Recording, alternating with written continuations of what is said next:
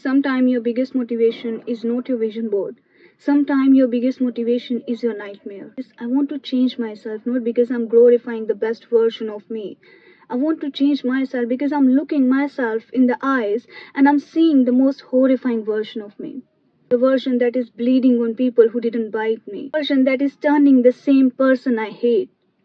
That unhealed version of me, and I'm feared of that version of me. So sometimes your biggest motivation is not what you want to be, but what you don't want to be. When you say to God, I don't want to live that life, God gave you exact same life just to see what you have done to not to live that life. When you say to God, I hate that person, I don't want to be that person, He gave you exact circumstances just to see if you act differently. Every day you wake up and the only thing you see is the life you hate. That is the most terrifying thing. If you don't do anything right now, this will become your reality. And this will only get worse over here. So sometimes you don't need a motivational speech, vision board, podcast to change your life. Sometimes you need a reality check. Remember, you are choosing what you are not changing. The life you born with, that is not your fault. But the life you end with, that's on you.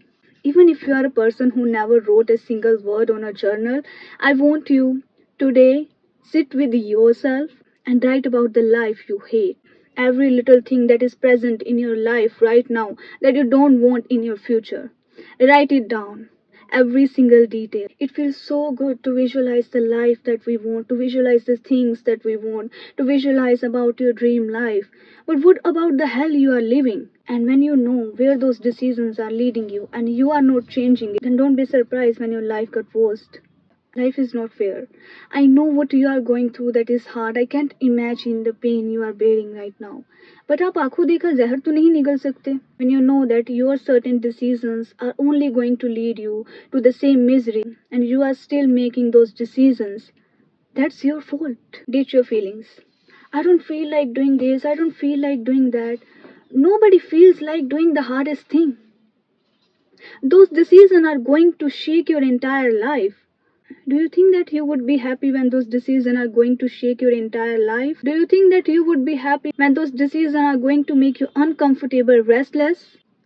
No, because your mind, your feelings wants to keep you safe. But remember, those decisions are only going to lead you to the same life you hate. You hate your job, but you still show up to your job every day. Then why you can't show up for yourself? Why you can't show up for your own dreams? अभी आपका manager आपको बोल देना कि भाई आज deadline है, आज मुझे ये काम चाहिए ही चाहिए, आप रात भर जाग के वो काम करोगे? You guys don't respect yourself enough. Find what works for you. Those TikTok trends, that 6 a.m. morning routine, that clean girl aesthetics, and all those stuffs that might not work for you because we all are different people. So find what works for you. Find what aligns with your routine. What works for me might not work for you. So look at your life, look at your routines, look at your schedule, and find a routine that is suitable for you. Maybe going to gym every day might not work for you. Then join a dance class. Move your body. Try a bed yoga. We've been through this, we've been through that. And the only thing that came to my mind, but what you have done? What you have learned from those lessons? Nothing. There is no glory in suffering. Nobody wants to hear those stories until that story becomes something important. So every time when God puts you in something, He wants to teach you some lessons. There is always something to learn, but only if you want to learn. And you know what, guys? Sometimes we can't even explain what we are going through. So not any YouTube video, not any book, nothing can help you. So in that case, I want, even if you are a person that doesn't believe in spirituality and all those stuff, ask universe for help. Ask him for guidance.